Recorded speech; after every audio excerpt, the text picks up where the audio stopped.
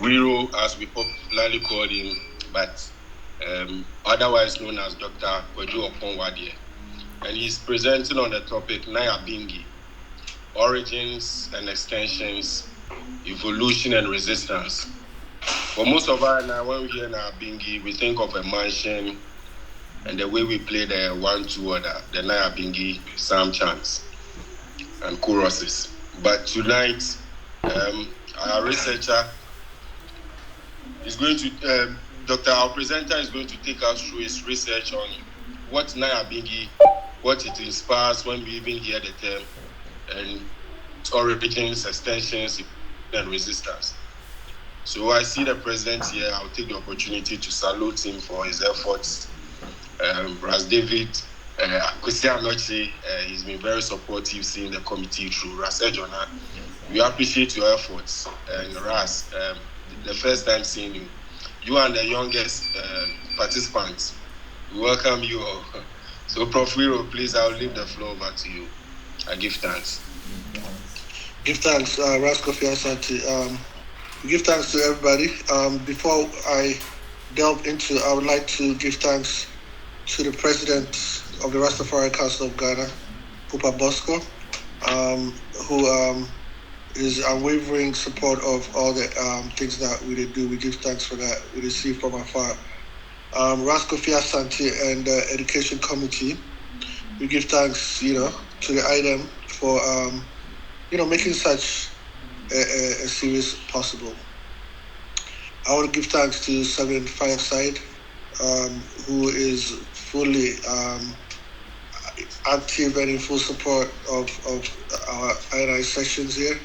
And I want to give thanks to everybody who took some time out of their day, their Sunday. Maybe back then, the time we could use this could be the time where you're going to get ready to come watch Osafuda's young thing.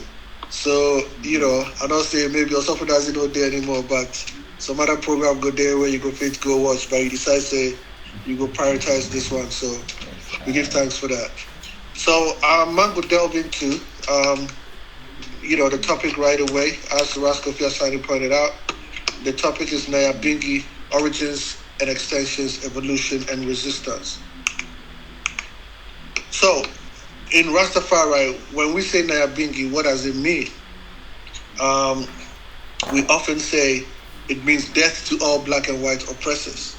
But the question is, how did this come about? That's what we want to look at, right? Now, apart from the meaning where we say death to all black and white oppressors, in Rastafari, Nayabinghi also means many things, right? And let's look at a few of these things. The first, as Rasko Fiasante pointed out, is when we say Nayabinghi, we are thinking about Nayabinghi music, right? Nayabinghi orchestra. And the Nayabinghi orchestra is made up of the bass drum, which is sometimes also referred to as the bandu or the thunder drum, which more times I either have it on a stand or somebody who is brave enough go put it on their lap and whack up. The other is the funde drum, right, which is a kind of middle pitch drum, which is more time you place it on and play it, or sometimes you can also see it, between the knees. And we have the kete drum, also known as the repeater, which is also placed on the floor. Another important instrument where, we have as part of the Nayabinghi orchestra is the shaker, which is a little thing that you shake. And of course, the most important instrument of all during Nayabinghi is the human voices, right? Where they contribute to make the Nayabinghi orchestra full. I think it's important to say, we could not say these instruments are also very ancient. Now, when I say ancient, I'm not talking about like 1940s or 1920s or anything. When you look, within even I back home, the bass drum, the way it's shaped and everything, that would be the bracketed drum, right? We have the funde drum. Of course, we talked about the kete drum previously, which belongs to the kete orchestra, which is made up of 6 different drums. And of course, the shaker, the shaker, even if you look carefully, it's all over Ghana. Like many of our ethnic groups, they use the shaker exactly the same way that Rastafari they use up. And more time, even somebody like that Santini, you go see say sometimes when they dance, he calls for the shaker, they put it in his hand and he shakes it a few times before he dance. So one thing in Rastafari, which is known as Niyabinghi, is definitely the music. Another thing with Niyabinghi can also mean is a gathering of INI, a gathering of Rasta people, an assembly where we all gather together, a groundation, right? And this groundation is also often accompanied by drumming and chanting. And during such a gathering, we may have our elders, speak or give a vibe, give a sound, and show us the importance of the liberty, repatriation, and such reparation and everything. Now, Bingi also go fit mean a kind of a dance, right? So we hear Bob Marley say, "Jump Nayabinghi," right? Sometimes within the Nayabinghi gathering, there can be a person who gets into this kind of dance, and the dance is intensified, and they often say that the dance is to bring down the oppressor, right? And sometimes you may see a Rasta man or Rasta woman begin to vibe when this kind of dance is taking place. So that's one thing that Nayabinghi can also mean. Nayabinghi can also mean a Rasta man. Mostly this is applied to the men, but it can also apply to the women, right? When they say a Naya man, or it means say somebody where he live up, right? And Nayabinghi man is an Afro man. It's, and apart from that, it can also sometimes be used to refer to somebody's locks. Say the man have bingy locks, right? So these are all different terms of Nayabinghi and its meanings. There's also what these days we refer to as a mansion within Rastafari known as the Nayabinghi house or Nayabinghi mansion, right? Or the Nayabinghi order, which is also one of the oldest mansions within Rastafari. So within this, what we talked about so far is the many things. I'm sure there are more, but at least this is just a sampling of the many things where the term Nayabinghi mean in I Rastafari. Now, the question is, how did Nayabinghi get to Jamaica? How did Nayabinghi into Rastafari highlands? A little bit of context. So, in the 1930s, as we talked about the other time, we know say a lot of things were happening. Marcus Garvey had returned to Jamaica and was seriously preaching. His UNI was very active in Kingston, had his newspaper, had a lot of followers. Now, around the same time, we have Leonard Howell also doing his work. He started in Kingston, as we saw the other time, and then he moved to the parishes of St. Thomas and also Clarendon. Around the same time, we see the emergence of the Pan-African Congresses. So we have the first Pan-African Congress and also the second Pan-African Congress. So the point here being that Black people all over the world are doing something to resist and to fight against colonial domination. So we see a lot of anti-colonial agitation and resistance inside Africa, but also within the children of Africa outside the continent. It's at the same time that we see the emergence also, of Rastafari. Another very important thing which will impact I is the Italo-Ethiopian War, right? And we will talk a little bit more about how this is connected to Nayabinghi, but it's a very important point. Now, there's one thing that happened, and I want us to talk a little bit about that. In 1935, on 7th December 1935, the University of West Indies issued a report, which was also published in the Jamaica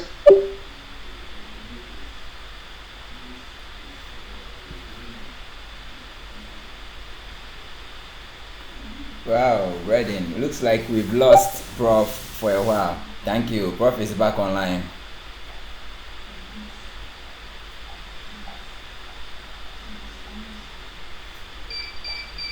Prof, you can proceed. We lost you briefly.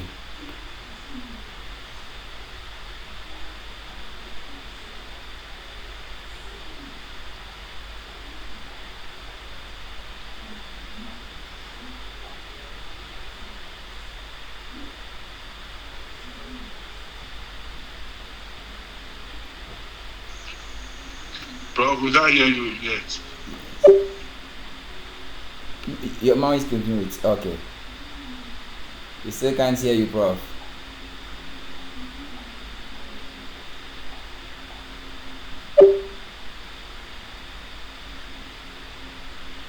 Redden, bear with us for a while. Internet is having issues with his internet, so he will sort it out and join us. But I believe he has given background and we have taken some notes, like I'm doing now. So yes, Prof is back. Nice one. Welcome back, my lord. Yes, I give thanks. Can you hear me? Sure, we can hear you now, Prof. Okay, good time.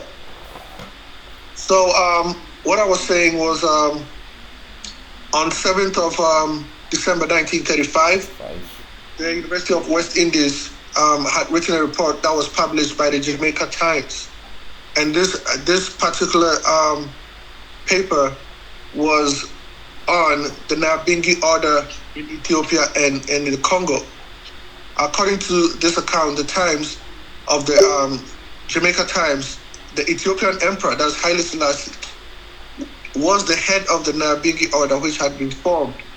And the purpose of this Nayabinghi order, according to this report, was to overthrow all white people by racial war. In other words, the black people were organizing to fight against white people to overthrow them through war. So we're going to delve a little bit into this report, but this report is critical into our understanding of how the Nayabinghi term and the Nayabinghi, vibe entered into Rastafari. Now, it is also very possible that around this time, the propaganda that was going on, being carried by, the BBC, the Babylon Broadcasting Corporation, was also being received in different corners. So this article we're talking about was written by an Italian journalist who goes by the name of Federico Filos. And the first time it was published in an Austrian newspaper. Now, it is important to know that right before the Italian-Ethiopian War, a lot of European journalists were engaging in some serious propaganda to show the whole world why it is important for Ethiopia to be colonized. So they were saying all kinds of things. And one of the things that, they were saying was that Ethiopia needs to be colonized because Ethiopia is against all white people. Ethiopia, they attack all white people.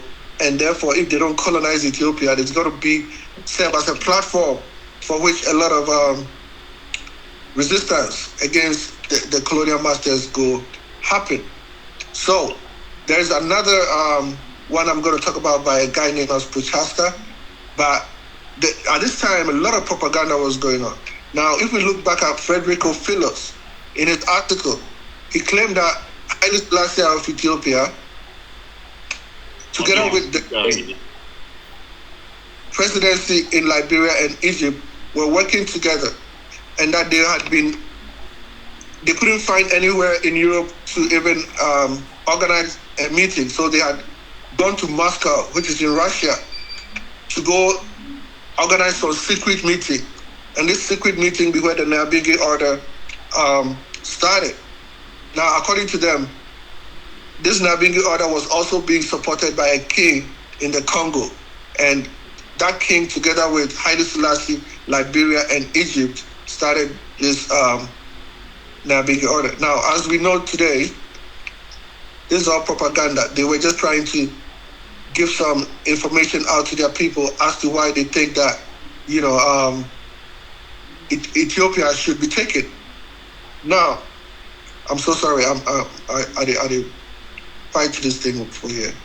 But Frederico Philos also claimed in that article that Haile Selassie and his allies, the Liberian and Egypt allies, had an army, a standing army of 190 million people who were committed to eradicating the entire white race. In other words, the white people should not take it for granted, say they can just go into Ethiopia with some 5,000 people, because according to Frederico Philos, Haile Selassie had an army of 190 million. And if we cast our minds back, he may have been making reference to the fact that Emperor Menelik II had in previous years defeated the Italian army. So this was a time they didn't want anything to be taken for granted. So Federico Philos was kind of prepping the minds of these Europeans and inciting them against Ethiopia through this whole idea of Nayabinghi order being headed by Haile Selassie. As I mentioned, it wasn't only Federico Philos. There's another guy called Prochaska who also wrote about this kind of thing. And according to Prochaska, Haile Selassie and the people in Ethiopia were constantly attacking the white people in Ethiopia, and therefore they had to do something about it. And they had to seek justice, as he put it. Now, I want to quote a little bit from Prochaska so that we can see the kind of mentality that he was pushing. According to Prochaska, at that time, he said, Ethiopia empire is not fit and will presumably for many decades will not be fit to develop or follow a policy of its own. I think that's a very important statement before I even continue, because what he's trying to say is that Ethiopia is not fit to govern itself, right? So we being the Europeans, we need to go in and take over and govern them. Let me continue. And that to allow Ethiopia to attempt to do so would be counter to the interests of all civilized.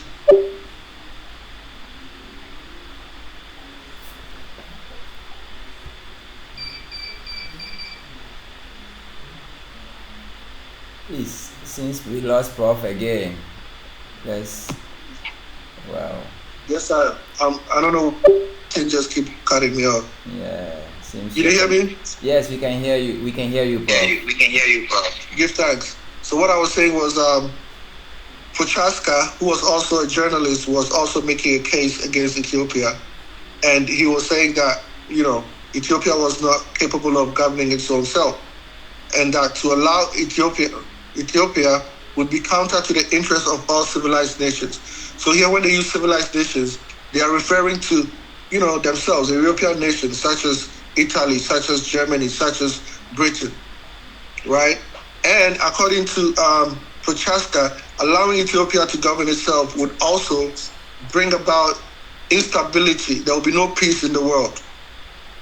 So 4 years past the imperial Ethiopian government, according to Prochaska, they had been adopting a new course in its foreign policy. And this foreign policy was directed against Europeans and Americans. According to him, they were cooperating also with Japan. Remember, Japan was also seen as an enemy to the Western powers at this time because of their, role in the Second World War. So they were Prochaska was in effect lumping Ethiopia, Liberia, Egypt, and Japan into one, saying that these are the people who are fighting against the white people in the world. And therefore, Italy had to go and take over Ethiopia, or any Western country for that matter. Now, why is Federico's article important? For Rastafari in particular. Now, there's one thing that comes out in this article. According to Federico Philos, Emperor Haile Selassie stated that death to the oppressors of the black race. So, when we started, we looked at the meaning of Nayabinghi as, death to all black and white oppressors. That's how we have come to know the term Nayabinghi to me. But Federico Philos was saying that Haile Selassie and the Nayabinghi were planning to starve all white people, and then when all the white people are denied of food, then they go use military weapons, eradicate them from the face of the earth, and therefore death to the oppressors of the black races. Now, Federico also stated that whenever one mentions the word niggers, the eyes of the black people gleam with a mad fanaticism. They worship these niggers, Haile Selassie, as an idol. He is their God. Now, the question is, we know death to all black and white oppressors. Federico Philos is saying, Haile Selassie is saying that death to all the oppressors of the black races. The idea of worshiping Haile Selassie as an idol or being the god of the black people. In a way, this is in alignment with Rastafari teachings, but also in a way, there is also a divergence, a point where we don't necessarily agree with that kind of vibe. Now, the question being, this Federico Philos' article for Rastafari people, which was emerging at this time, was this some kind of confirmation of the teachings that Leonard Howell had already provided? Now, was there an actual Nayabinghi that existed somewhere else in the world that had a spiritual basis? And how did this become a part of Rastafari consciousness? So, yes, there was Nayabinghi. Nayabinghi existed in that part of the world outside of Jamaica. And let us talk about the origins of this Nayabinghi. So, more time when Europeans write about Nayabinghi, they use the word cult. And, even though the word cult is not necessarily a bad word because that is the root word for culture, right? But at the same time, they use it in a kind of derogatory manner to show, say, some kind of religious order which is not necessarily accepted by the mainstream. So for the purpose of this reasoning, I'm not going to be using the word cult. I'm going to try to use other kinds of words. But even though this order of Nayabinghi did exist, what we know for sure is that it was not Haile Selassie who organized the order of the Nayabinghi in Uganda, right? It was not Haile Selassie who did not have any 190 million army, which was dedicated to starving white people and to using weapons to annihilate them. But what we can also see is that when we look at the origins of the Nayabinghi, even though most of the time we hear say it started in Kigezi, which is in Uganda, it actually goes even further beyond that. It starts in Rwanda, right? And then comes into Uganda, and also spreads out of Uganda and enters into the Congo. And most of the time we hear of Queen Nayabinghi. And this Queen Nayabinghi we hear about is the queen who is known as Muhumusa.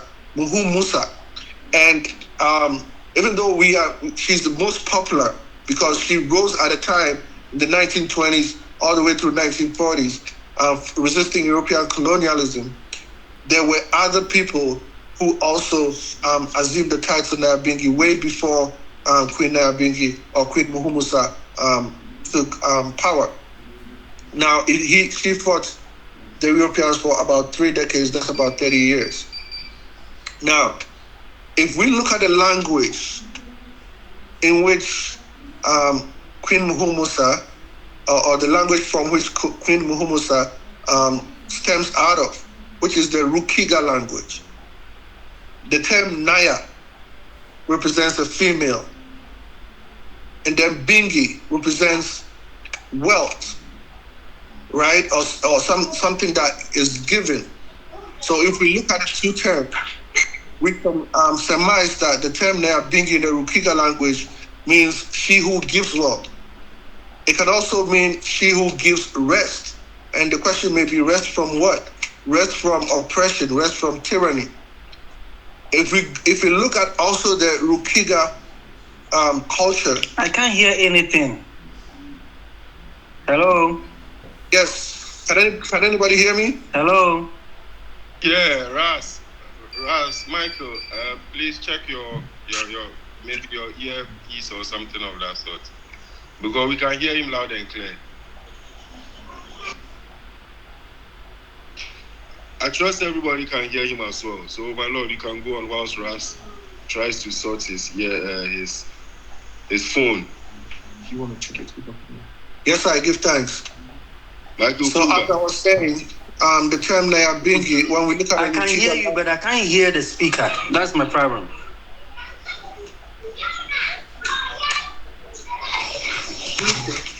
I can hear the speaker. I can also hear Moses. So maybe what you should try and do is put off your video. Sometimes in Ghana, because our internet connectivity is not strong, having video and audio on at the same time limits your whatever they call it. So try to. Okay, sir.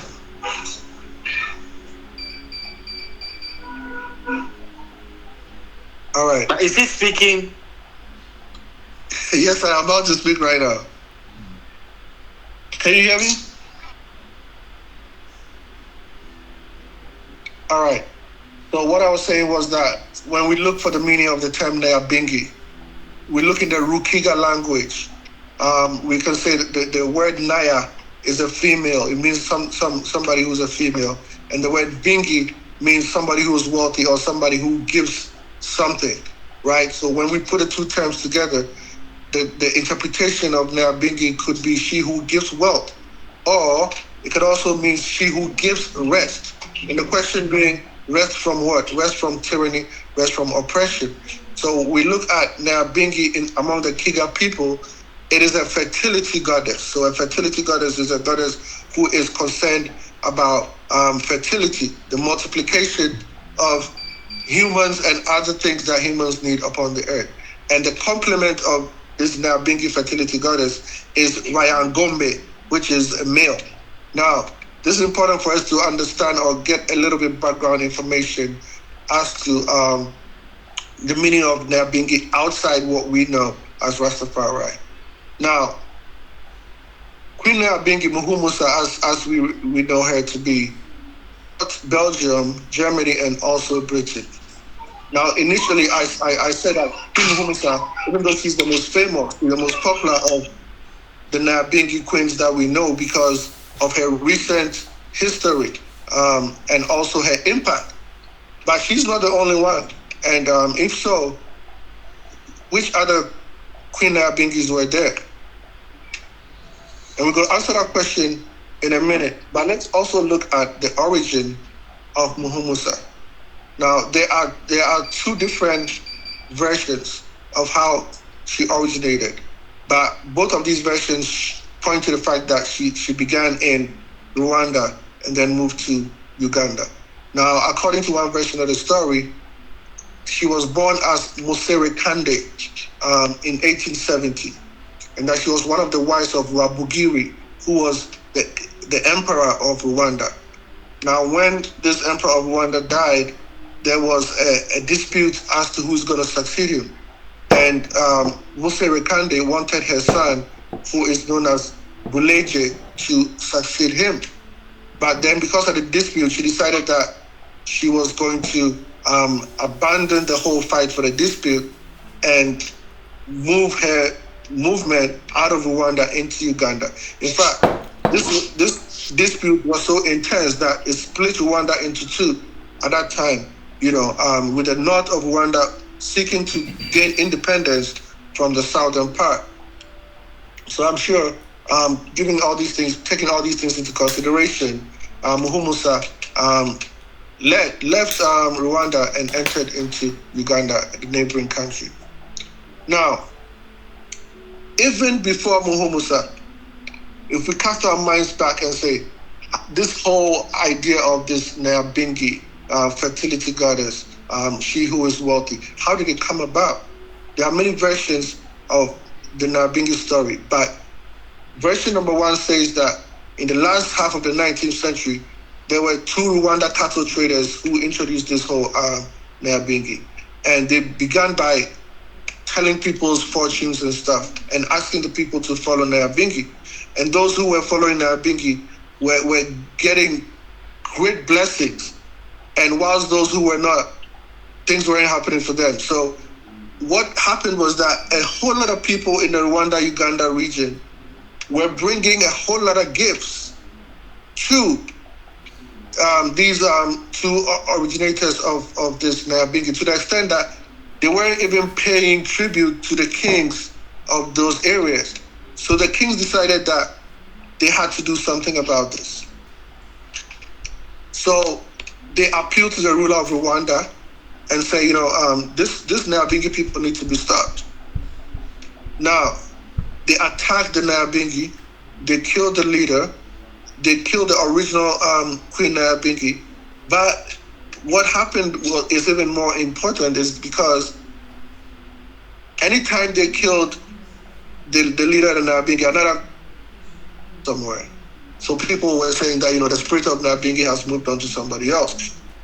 Now, this Nayabinghi was originally only led also by females. And these females were known as, they were priestesses known as the Mugiriwa. And they often claimed that they had these Nayabinghi powers to help people. So because of these powers and because of the things that people were realizing, the membership of the Nayabinghi increased. Again, the local chiefs who were not happy because they were not receiving their tribute from the people reported again to the ruler of Rwanda. At this point, the Nayabinghi has also seen that if we don't get political, we are going to be overrun. So the Nayabinghi also assumed a political dimension. The ruler again moved against the Nayabinghi, killed a priestess, ravaged the whole countryside. But then a little girl just rose up and said, you know what, she is the new Queen Nayabinghi, right?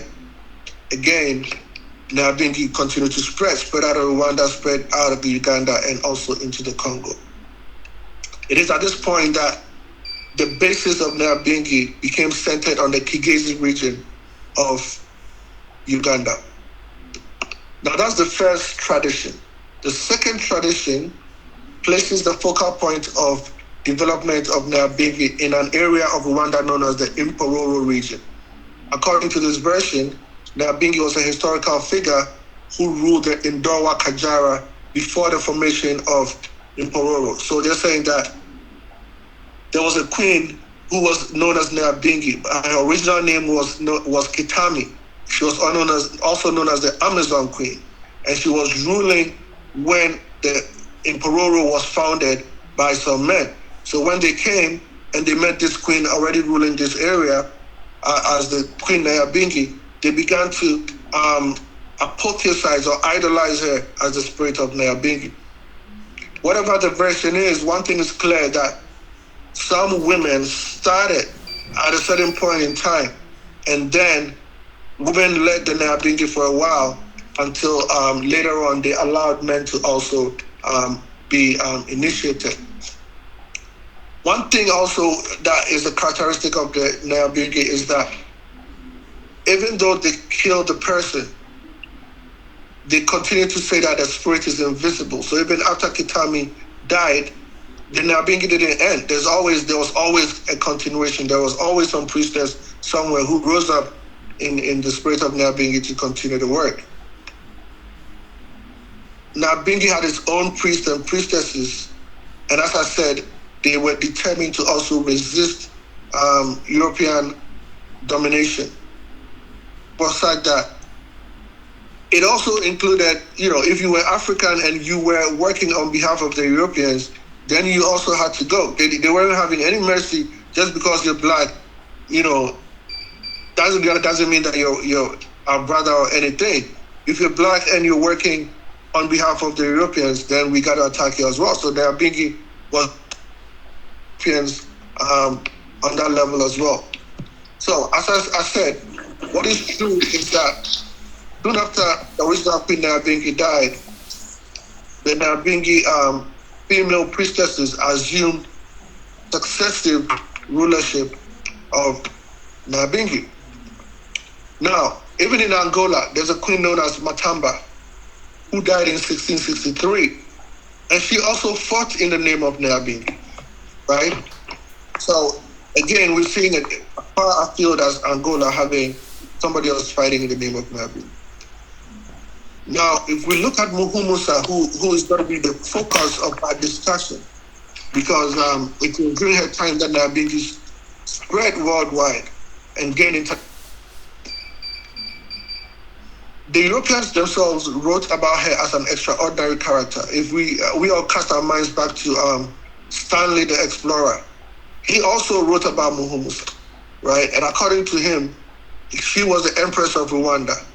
And he referred to her as Wanyavingi and also sometimes as Onyavingi, right? So even around late 1800s, we see that Stanley is making a report on Muhumusa.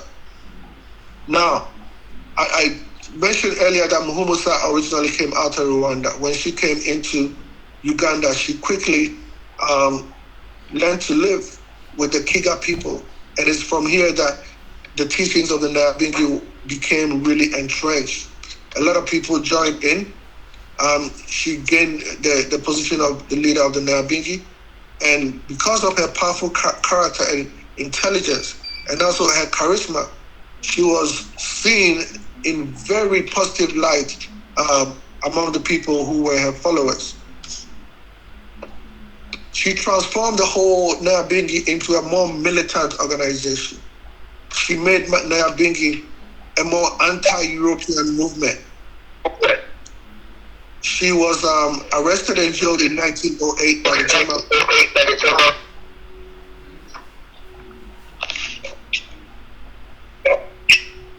All right, I will continue. She was arrested. I think somebody to talk for the background. Give thanks.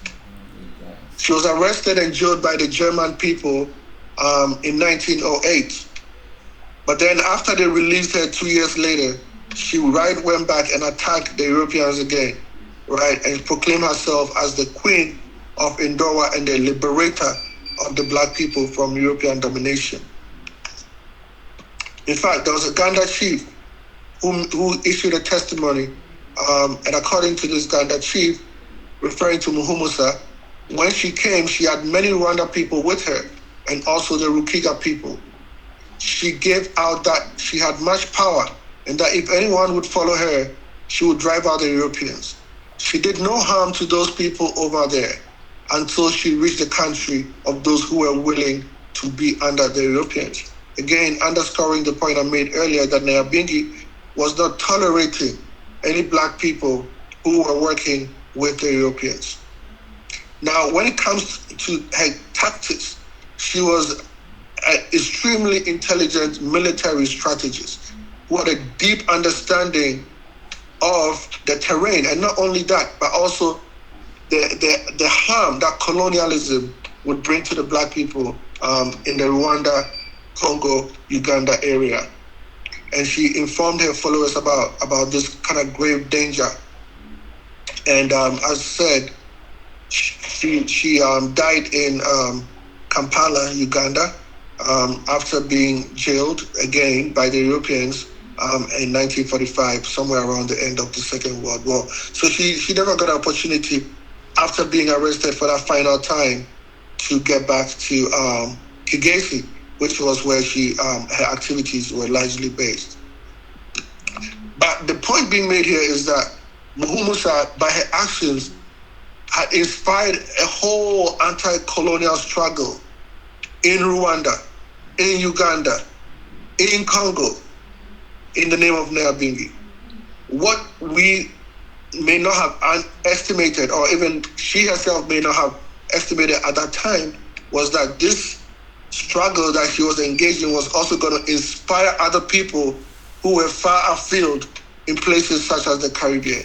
Now, because of what she did, the British were so scared that they brought about something known as the anti-witchcraft laws. So these anti-witchcraft laws, the first one they wrote came about in 1912. And it outlawed, they banned everything, anybody whose worship or doing things looked like Nayabinghi or African, they banned all that stuff. You couldn't worship in that African way. It was against the British colonial law. Now, it is important for us to also know that Nayabinghi originally was governed by women. These women were known as the Bagiriwa. And these women looked into the future and said, we want this to continue. So what they did was they set up their own daughters. Many of these Bagrewa would set up their own daughters, train them in the precepts of the Nayabinghi, so that if one Nayabinghi wasn't there, there were many daughters who could take over from whoever had died. Now, later on, they decided, we were going to relax our rules a little bit and also allow some males to also join the order. So later on, males also were invited, but women were pivotal in the Nayabinghi. And this is how we see Muhumusa also taking this leadership role and executing it to perfection. The Nayabinghi was also emphasized or featured this whole idea of the trance, spirit going into trance. So when the queen, for instance, Muhumusa went into trance, she would begin to shake, and then she would begin to speak, and then she would be able to prophesy, as the church people would say, prophesy, right? She will speak a language from the spirit world, which will give message unto her people. And then she also used a falsetto voice, which the musicians here, I know you're very familiar with that, to communicate some of these messages. It is also important to know that we've talked about Nayabinghi as it originated in Rwanda, moved into Uganda and also in Congo. But even another far place such as Sudan, it was known as the Nayabongi, right? Or the Nayabinghi, right? So we see Nayabinghi spreading far away from its central point in Uganda. As I mentioned earlier, whilst this was going on, Rasta people in a place like Jamaica were also taking keen notice, right? Federico Filo's article had also been, penetrating the Jamaican landscape, right? And therefore, the word Nayabinghi was beginning to be associated with this anti-colonial stance, anti-colonial movement, And it's also important to know that there is also in Rwanda and the Nayabinghi, which is another order similar to the Nayabinghi. Now, look at the origins of the Nayabinghi in Africa. Let us also look at how it came into Jamaica. I've alluded to that earlier on by saying possibly and most directly through newspapers, but also possibly through BBC, which was, at that time, one of the very few radio stations that oppressed people around the world could listen to and also come to their own judgments. But to give a little context, a few things also had happened. Black people were seeking freedom. And if we cast our minds back, the Infikane had occurred in South Africa, Infikane being a treacherous war that the black people and the white people fought in South Africa. Right after that, we see the victory of Emperor Menelik of Ethiopia over the Italians. In West Africa, we see the Ashanti and the British also engaged in their long wars. As I mentioned earlier on, we had the whole Pan-Africanist Congresses also emerging. And then the whole idea of Ethiopianism, as we discussed earlier on, was impacting people in South Africa, in Zimbabwe, all across West Africa, etc. In the Caribbean, we have Marcus Garvey really pushing forth his message, and of course, Leonard Howell. So the agitation of black people was really at its peak around this time. Black people were seeking to free themselves from this oppressive European system. But it is in this desire for freedom that we see an organization rise up in Jamaica known as the Youth Black Faith. So this Youth Black Faith was led by a few brethren. Prominent among them was a brethren known as Bongo Watu, or also Wanegi. Other brethren he worked with at that time included Brother Philip, who was also known as Brother Panhandle, Brother Arthur, Brother Badaman, Brother Taff, Brother Anton, and Brother Pete. Now, these young Rastas formed the Youth Black Faith and formed the Youth Black Faith with the aim that they were going to revolutionize the whole Rastafari liberty. Now, what do they mean by that? Their ideas were that when they look at Leonard Howell, they did not necessarily agree with his whole idea of centering or having Kumi part of, the liberty. When they looked at Joseph Hibbert, they felt that he was into Freemasonry as a Rasta and did not necessarily agree with that. They saw Archibald Dunkley and felt that, Archibald Dunkley was too biblical and too churchical. And so they attacked all these Rastafari leaders. I mean, when I say attack, I don't mean physical attack. I mean that verbal attack, saying that, you are leaders, but you are not leading in the way that we expect you to lead. And some of the things that you're doing is not necessarily what we expect. And most of the things they were talking about were things such as rituals. For instance, they were accusing all these Rasta leaders of burning candles. And they were saying that, that is not in the Bible, so they shouldn't be doing that. So Youth Black Faith came up with a different orientation, somehow different from Leonard Howell, somehow different from Dunkley, different from Hibbert, and they were in total opposition to the Coptics. Now, the Coptics at that time, the reason why the Youth Black Faith and the Coptics could not really agree is the Coptics were totally against wearing locks, right? And the Youth Black Faith had really embraced the wearing of locks. So it became part of the identity of the Youth Black Faith, and therefore they and the Coptic were at odds with each other. But the Youth Black Faith is important because, as we're going to see later on, they also play a critical role in this whole Nayabinghi thing.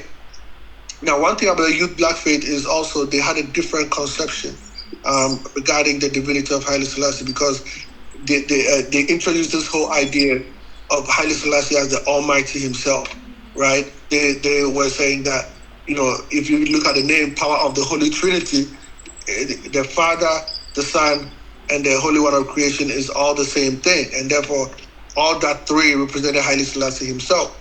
So this was also one of the features of the Youth Black Faith. So this Youth Black Faith was founded in 1949.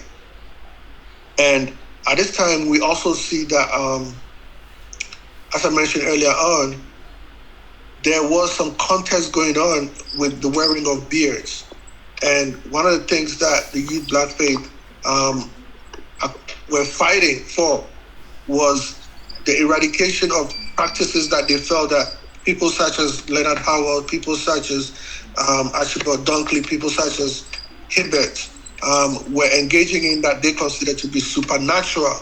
They wanted those things to be taken out of Rastafari, and also those who wanted to wear their beards could also. So these are two things that they really emphasized. As I mentioned earlier on, there were people with locks who were Rastafari before the formation of Youth Black Faith, right? But all Rasta people did not have locks at that time. There were many who did not have locks. But it was the Youth Black Faith which made locks a feature of Rastafari, where every Rasta was, now wearing locks. Anybody who belonged to the Youth Black Faith was now wearing locks. Now, what is important about the Youth Black Faith here is that in 1950, they decided to change their name. And when they changed their name, they changed it from the Youth Black Faith to the Nayabinghi Order. Mm-hmm. Now, this Nayabinghi Order is also known as the House of Nayabinghi. Sometimes we hear it being referred to as the Theocracy Reign Ancient Order of the Nayabinghi, or Theocracy Government of Rastafari, or Haile Selassie Theocracy Reign, or even Theocratic Assembly, etc.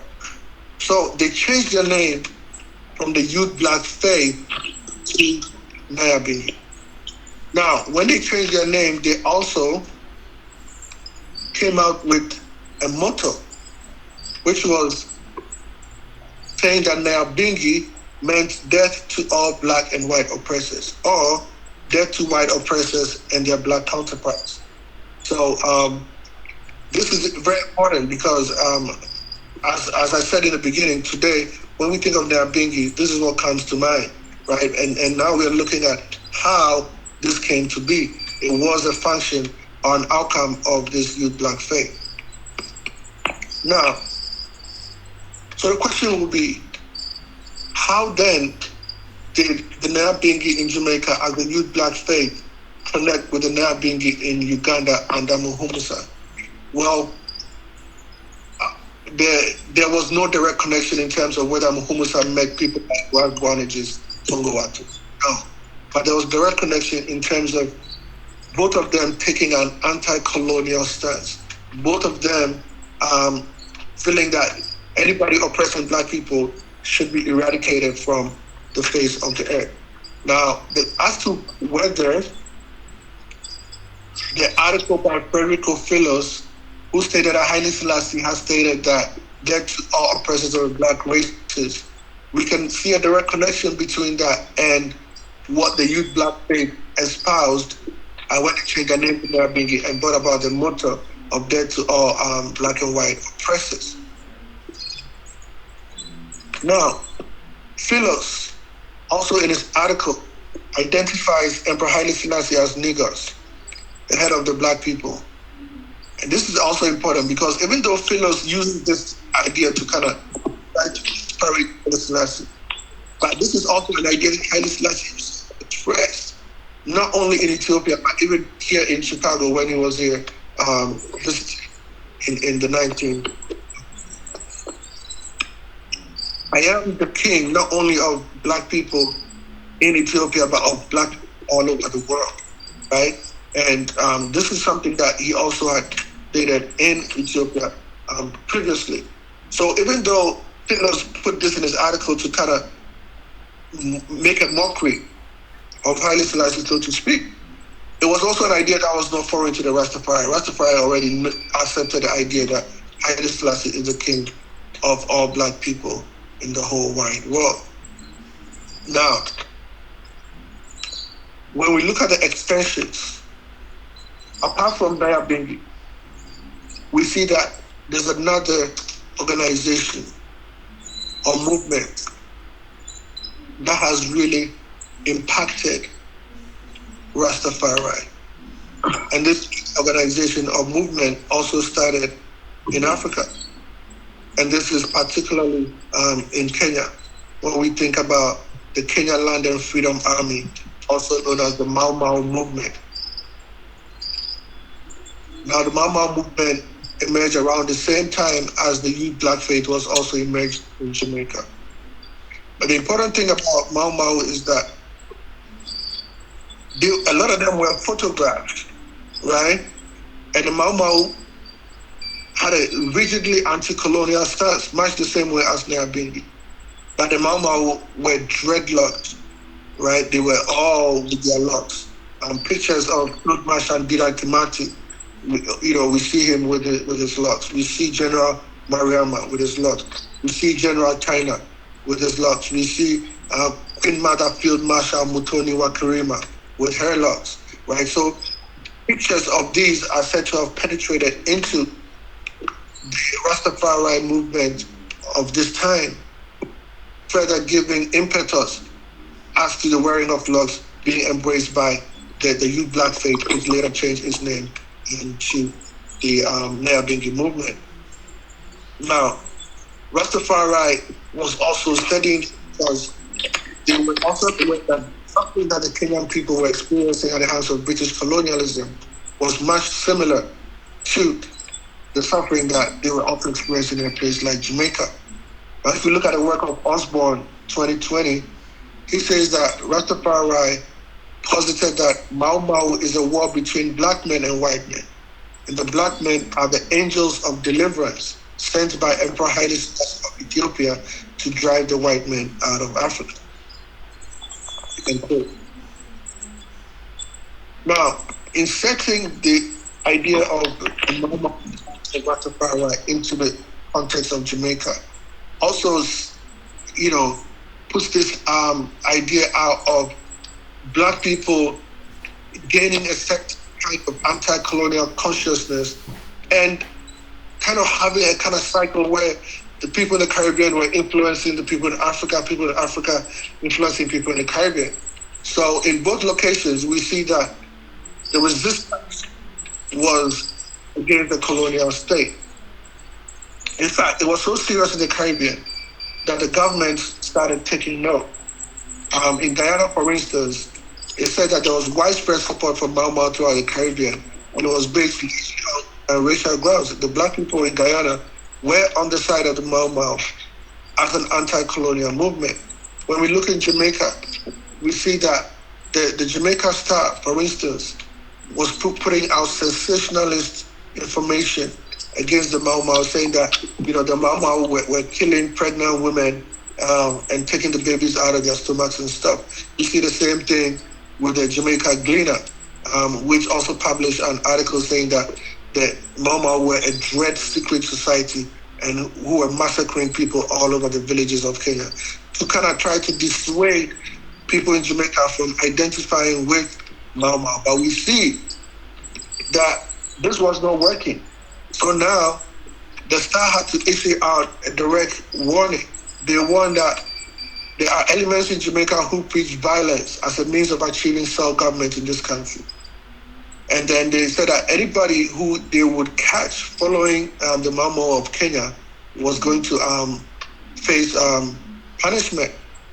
Now, we look at a publication such as the Public Opinion, which is also was also a Jamaican newspaper. They also said there was going to be swift retribution for any Jamaicans who believed in a miniature form of Mau Mau. In other words, if any Jamaicans tried to set up any small form of Mau Mau, they were going to really punish them in Jamaica. So what this point is driving at is, when we look at the stance of the youth black faith, changing their name to Nayabinghi and opening themselves up to police harassment, which they did face, police brutality, which they did face, the system in Jamaica was committed to the eradication of anything that was taking on an anti-colonial stance. Against somebody like Leonard Howell. In fact, it is said that at that time, if you spoke about the Mau Mau, the police will automatically say, you're a Rasta, and they'll like you. But Rastafari at this point are the people who boldly and courageously identify with Mau Mau. So, question is, why is this important? I think that when we look at Nayabinghi, we see that a movement that began in Rwanda inspired an anti-colonial stance to inspire many oppressed people from around the world. Nayabinghi became and is still a part of Rastafari liberty in many, many forms. It also underlies the fact that the struggle of African people worldwide is similar. Nayabinghi inspired Rastafari. Rastafari continues to inspire, people in Africa. We hear people in Zimbabwe during their struggle attributing the inspiration that they got to continue in the struggle to Rastafari.